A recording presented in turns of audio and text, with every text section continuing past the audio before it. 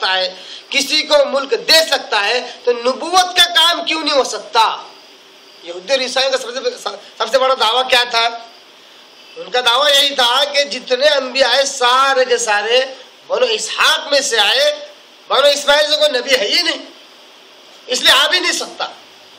کیا کہتے تھے؟ اس لیے آ بھی نہیں سکتا. تو اللہ نے کہا اللہ مالک الملک ہے, تو اپنے ملک کسی کو بھی دے سکتا, جس طرح کسی سے بھی چھین سکتا ہے, اسی طرح اللہ تبارک تعالیٰ نبوت بھی کسی کو بھی دے سکتا ہے. نبوت کا جو سلسلہ ہے وہ کسی خاندان سے چھین بھی سکتا ہے. یہ عقیدہ اور یہ ذہن اللہ تبارک تعالیٰ نے بنو اسرائیل کو, یہودی اور عیسائی کو اللہ نے دیا, اور مسلمانوں کو اور اس امت محمدیہ کو یہ عقیدہ دیا کہ لوگوں ساری کائنات کا تصرف اللہ کے ہاتھ میں ہے.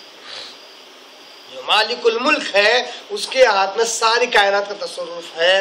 وہی ہوائیں چلانے والا, وہی بارش برسانے والا, وہی اس بارش سے کھیتیوں سے غلہ اور اناج اگانے والا, سب کچھ کرنے والا اللہ. تو مانگتے کسی اور سے کیسے ہو؟ کسی اور سے مانگنے کا حق تمہیں کس نے دیا؟ جب سب کچھ اللہ کر رہا ہے, اس کا ہی تصرف پوری کائنات پہ چلتا ہے, تو کسی اور کے آگے روتے اور گڑگڑاتے کیوں ہو؟ وہ چاہے تو کسی کو بادشاہ بنائے, وہ چاہے تو کسی کو فقیر اور محتاج کر دے. جب اللہ کی اتنی زبردست قدرت ہے تو کسی اور کے ذریعے سے اللہ تک پہنچنے کی کیا ضرورت ہے؟ اللہ تعالیٰ نے سورہ زمر کی 139 کی بڑی پیاری آیت ہے. پہلی آیت میں اللہ تعالیٰ نے مشرک کا عقیدہ بیان کیا. یہ آیت کیوں رکھ رہا ہوں؟ اس لیے کیونکہ اللہ نے کہا کہ دیکھو میں ہی مالک الملک ہوں, مجھی سے مانگو, میں ہی تصرف کرنے والا پوری کائنات میں. جس کو چاہے اس کو بیٹے ہی بیٹے دوں, جس کو چاہے اس کو بیٹیاں ہی بیٹیاں دوں, جس کو چاہے اس کو دونوں دوں, جس کو چاہے اس کو کچھ بھی نہ دوں. یہ میں ہوں, اللہ کہتا ہے یہ میں ہوں پوری کائنات میں تصرف کرنے والا. جہاں چاہوں گا وہاں سے بارش ہی برساؤں گا, جہاں چاہوں گا وہاں سے دھوپ ہی دھوپ رکھوں گا. ایسا ہو نہیں سکتا کہ لوگ جائیں کسی کے در پر جائیں, روئے گڑگڑائے, اولاد نہیں ہونے والی تھی, اللہ نہیں دینا چاہتا تھا اور وہ دے دے. ایسا ہو ہی نہیں سکتا. یہ اور بات ہے کہ اللہ نے تقدیر میں لکھ رکھا تھا کسی کو کوئی چیز ملنا, اب وہ چاہے توحید عقیدہ توحید سے ملے, اللہ سے مانگ کر ملے, چاہے شرک کر کے ملے, دونوں طرح کی آزمائش بندے کے ساتھ ہے. توحید کر کے توحید کو برقرار رکھے, رب ہی سے مانگے اور صبر کرے تو انشاءاللہ اولاد بھی مل جائے گی, اجر و ثواب کا اجر و ثواب بھی ملے گا, اور باپ دادا کی جو وراثت جنت ہے انشاءاللہ وہ بھی ہاتھ سے نہیں جائے گی. ہاں یہی اولاد جو تقدیر میں لکھی ہوئی ہے, جو ملنی ہے.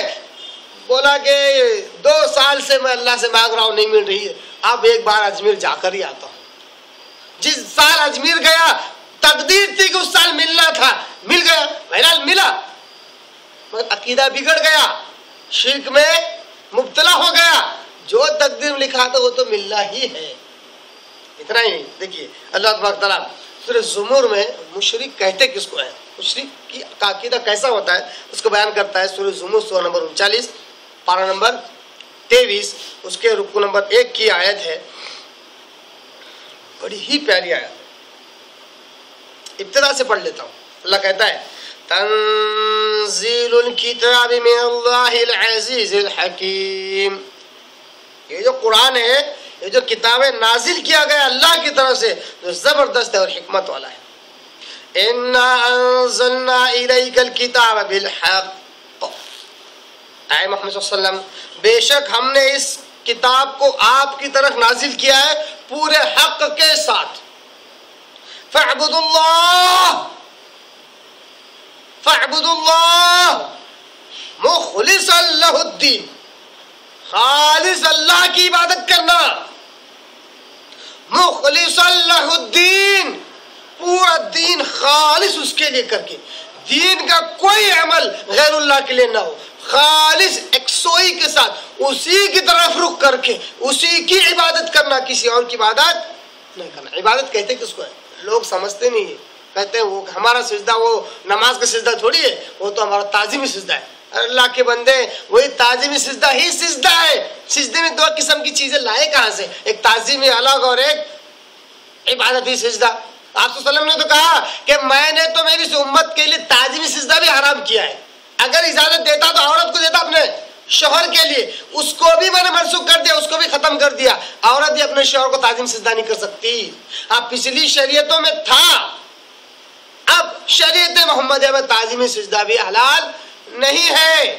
اللہ کہتے ہیں فاعبد اللہ, خالص اللہ کی عبادت کرو, سارا دین اس کے لیے خالص کر کے. آیت نمبر 2. آیت نمبر 3 میں اللہ کہتا ہے اللہ, لوگوں کان کھول کر سن لو, اللہ للہ الدین الخالص, سن لو کہ خالص دین صرف اللہ کے لیے. دین خالص اللہ کے لیے سے مراد عبادت بھی خالص اللہ کی ہو, اس کے ساتھ کسی کو شریک نہ کیا جائے, نہ ربوبیت میں, نہ الوہیت میں, نہ اسماء و صفات میں. اسی طرح دین کے جتنے عقائد, جتنے ایمانیات, جتنے مسائل ہیں وہ سارے اللہ کی طرف منسوب ہوں, اللہ سے ثابت شدہ ہوں. اپنی من مرضی سے عقائد, ایمانیات اور مسائل گھڑ گھڑ کر دین نہ بنائیں. الا للہ الدین الخالص, سن لو کہ خالص دین اللہ کا ہے. والذین اتخذوا من دونہ اولیاء, آیت نمبر 3 میں اللہ کہتا ہے الا للہ الدین الخالص والذین اتخذوا من دونہ اولیاء, بے شک وہ لوگ, دیکھیے مشرک کا تذکرہ ہو رہا ہے. مشرک کہتے ہیں کہ آج ہم سمجھ نہیں پاتے مشرک بولنا کس کو, کسی خاص فرد کی طرف نام لے کر مت کو کہ فلاں مشرک ہے. یہ کہیے کہ یہ عمل جو کرے گا وہ مشرک ہوتا ہے, کوئی حرج نہیں. کوئی جیسے مثال کے طور پر